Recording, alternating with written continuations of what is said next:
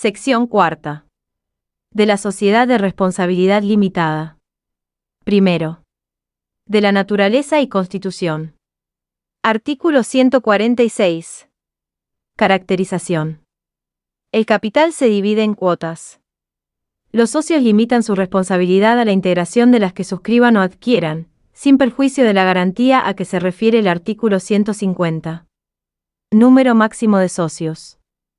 El número de socios no excederá de 50. Artículo 147. Denominación. La denominación social puede incluir el nombre de uno o más socios y debe contener la indicación, Sociedad de Responsabilidad Limitada, su abreviatura o la sigla SRL. Omisión. Sanción. Su omisión hará responsable ilimitada y solidariamente el gerente por los actos que celebre en esas condiciones. Segundo. Del capital y de las cuotas sociales. Artículo 148. División en cuotas. Valor. Las cuotas sociales tendrán igual valor, el que será de 10 pesos o sus múltiplos. Artículo 149. Suscripción íntegra. El capital debe suscribirse íntegramente en el acto de constitución de la sociedad. Aportes en dinero. Los aportes en dinero deben integrarse en un 25%, como mínimo y completarse en un plazo de 2 años. Su cumplimiento se acreditará al tiempo de ordenarse la inscripción en el Registro Público de Comercio, con el comprobante de su depósito en un banco oficial. Aportes en especie. Los aportes en especie deben integrarse totalmente y su valor se justificará conforme al artículo 51. Si los socios optan por realizar valuación por pericia judicial, cesa la responsabilidad por la valuación que les impone el artículo 150. Artículo 150. Garantía por los aportes. Los socios garantizan solidaria e ilimitadamente a los terceros la integración de los aportes. Sobrevaluación de aportes en especie. La sobrevaluación de los aportes en especie, al tiempo de la constitución o del aumento de capital, hará solidaria e ilimitadamente responsables a los socios frente a los terceros por el plazo del artículo 51, último párrafo. Transferencia de cuotas. La garantía del cedente subsiste por las obligaciones sociales contraídas hasta el momento de la inscripción. El adquirente garantiza los aportes en los términos de los párrafos primero y segundo, sin distinción entre obligaciones anteriores o posteriores a la fecha de la inscripción. El cedente que no haya completado la integración de las cuotas, está obligado solidariamente con el cesionario por las integraciones todavía debidas. La sociedad no puede demandarle el pago sin previa interpelación al socio moroso. Pacto en contrario. Cualquier pacto en contrario es ineficaz respecto de terceros. Artículo 151. Cuotas suplementarias. El contrato constitutivo puede autorizar cuotas suplementarias de capital, exigibles solamente por la sociedad, total o parcialmente, mediante acuerdo de socios que representen más de la mitad del capital social. Integración. Los socios estarán obligados a integrarlas una vez que la decisión social haya sido publicada e inscripta. Proporcionalidad. Deben ser proporcionadas al número de cuotas de que cada socio sea titular en el momento en que se acuerde hacerlas efectivas. Figurarán en el balance a partir de la inscripción. Artículo 152. Cesión de cuotas. Las cuotas son libremente transmisibles, salvo disposición contraria del contrato. La transmisión de la cuota tiene efecto frente a la sociedad desde que el cedente o el adquirente entreguen a la gerencia un ejemplar copia del título de la cesión o transferencia, con autenticación de la firma si obra en instrumento privado. La sociedad o el socio solo podrán excluir por justa causa al socio así incorporado, procediendo con arreglo a lo dispuesto por el artículo 91, sin que en este caso sea de aplicación la salvedad que establece su párrafo segundo. La transmisión de las cuotas es oponible a los terceros desde su inscripción en el Registro Público de Comercio, la que puede ser requerida por la sociedad. También podrán peticionarla el cedente o el adquirente exhibiendo el título de la transferencia y constancia fehaciente de su comunicación a la gerencia. Artículo 153. Limitaciones a la transmisibilidad de las cuotas. El contrato de sociedad puede limitar la transmisibilidad de las cuotas, pero no prohibirla.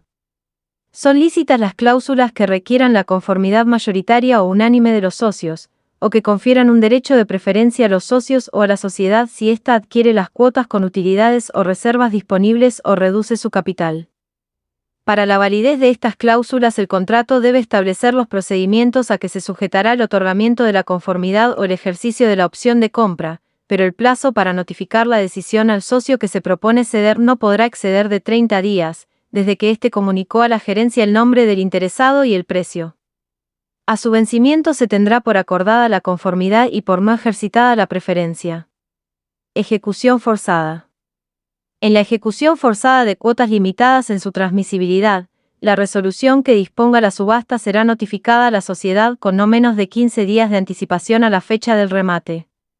Si en dicho lapso el acreedor, el deudor y la sociedad no llegan a un acuerdo sobre la venta de la cuota, se realizará su subasta. Pero el juez no la adjudicará si dentro de los 10 días la sociedad presenta un adquirente o ella o los socios ejercitan la opción de compra por el mismo precio, depositando su importe. Artículo 154. Acciones judiciales. Cuando al tiempo de ejercitar el derecho de preferencia los socios o la sociedad impugnen el precio de las cuotas, deberán expresar el que consideren ajustado a la realidad. En este caso, salvo que el contrato prevea otras reglas para la solución del diferendo, la determinación del precio resultará de una pericia judicial, pero los impugnantes no estarán obligados a pagar uno mayor que el de la cesión propuesta, ni el cedente a cobrar uno menor que el ofrecido por los que ejercitaron la opción. Las costas del procedimiento estarán a cargo de la parte que pretendió el precio más distante del fijado por la tasación judicial. Denegada la conformidad para la cesión de cuotas que tienen limitada su transmisibilidad, el que se propone ceder podrá ocurrir ante el juez quien, con audiencia de la sociedad, autorizará la cesión si no existe justa causa de oposición. Esta declaración judicial importará también la caducidad del derecho de preferencia de la sociedad y de los socios que se opusieron respecto de la cuota de este cedente. Artículo 155. Incorporación de los herederos. Si el contrato previera la incorporación de los herederos del socio, el pacto será obligatorio para estos y para los socios. Su incorporación se hará efectiva cuando acrediten su calidad. En el interín actuará en su representación el administrador de la sucesión. Las limitaciones a la transmisibilidad de las cuotas serán, en estos casos, inoponibles a las cesiones que los herederos realicen dentro de los 3 meses de su incorporación. Pero la sociedad o los socios podrán ejercer opción de compra por el mismo precio dentro de los 15 días de haberse comunicado a la gerencia el propósito de ceder, la que deberá ponerlo en conocimiento de los socios en forma inmediata y por medio fehaciente. Artículo 156. Copropiedad. Cuando exista copropiedad de cuota social se aplicará el artículo 209. Derechos reales y medidas precautorias. La constitución y cancelación de usufructo, prenda, embargo u otras medidas precautorias sobre cuotas, se inscribirán en el Registro Público de Comercio. Se aplicará lo dispuesto en los artículos 218 y 219. Tercero. De los órganos sociales. Artículo 157. Gerencia. Designación. La administración y representación de la sociedad corresponde a uno o más gerentes, socios o no, designados por tiempo determinado o indeterminado en el contrato constitutivo o posteriormente. Podrá elegirse suplentes para casos de vacancia. Gerencia plural. Si la gerencia es plural, el contrato podrá establecer las funciones que a cada gerente compete en la administración o imponer la administración conjunta o colegiada. En caso de silencio se entiende que pueden realizar indistintamente cualquier acto de administración. Derechos y obligaciones. Los gerentes tienen los mismos derechos, obligaciones, prohibiciones e incompatibilidades que los directores de la sociedad anónima. No pueden participar, por cuenta propia o ajena, en actos que importen competir con la sociedad, salvo autorización expresa y unánime de los socios. Responsabilidad. Los gerentes serán responsables individual o solidariamente, según la organización de la gerencia y la reglamentación de su funcionamiento establecidas por el contrato. Si una pluralidad de gerentes participaron en los mismos hechos generadores de responsabilidad, el juez puede fijar la parte que a cada uno corresponde en la reparación de los perjuicios, atendiendo a su actuación personal. Son de aplicación las disposiciones relativas a la responsabilidad de los directores cuando la gerencia fuere colegiada. Revocabilidad. No puede limitarse la revocabilidad, excepto cuando la designación fuere condición expresa de la constitución de la sociedad. En este caso se aplicará el artículo 129, segunda parte, y los socios disconformes tendrán derecho de receso. Artículo 158. Fiscalización optativa.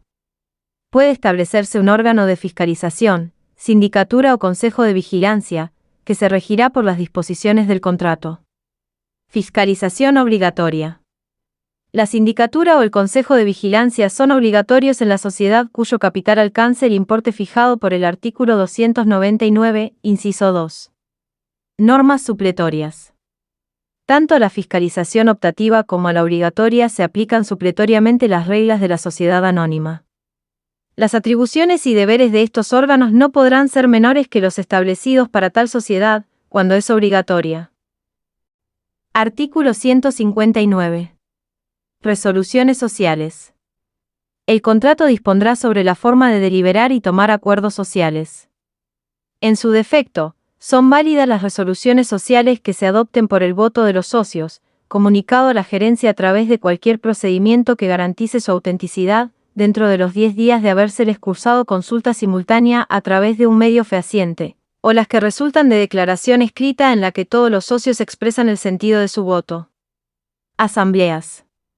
En las sociedades cuyo capital alcance el importe fijado por el artículo 299, inciso 2, los socios reunidos en asamblea resolverán sobre los estados contables del ejercicio, para cuya consideración serán convocados dentro de los 4 meses de su cierre.